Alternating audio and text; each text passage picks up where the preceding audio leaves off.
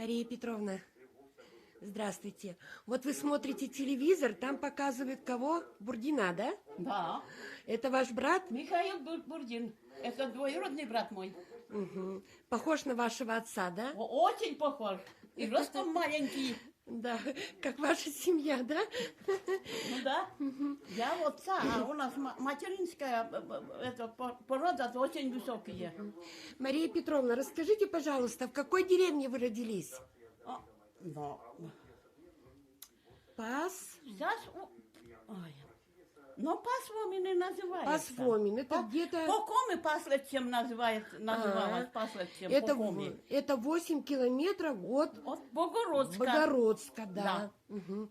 А до Троицка, где вот, как уже, воспитательница работает, 6 километров. У нас маленькая речка. Это раньше перевозили вот по тросам, вот так, при мне. А сейчас вот этот, как уже Александра Михайловна говорит, это, давно уже мост построили через нашу деревню. Узенькая речка. Вы родились 18 апреля 1938 года. Ну да. Да.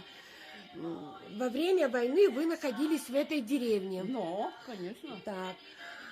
О том, что наступила победа, вы узнали от мамы.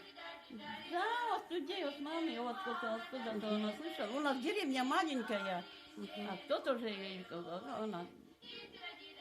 А мы-то из деревни никуда не выходили. Понятно.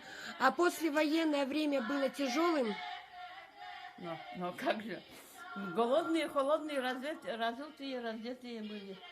Такое трудное детство было, да?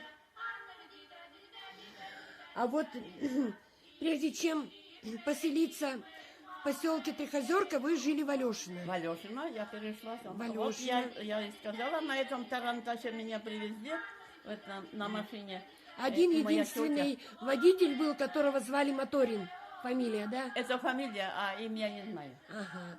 Это от Богородска, наверное, или может быть еще это и до Нившери одна машина была туда-сюда ездила. Вот вы еще рассказали, что вернулся с войны солдат, у которого пальца не было. Не помните, как его зовут? Влас. Влас.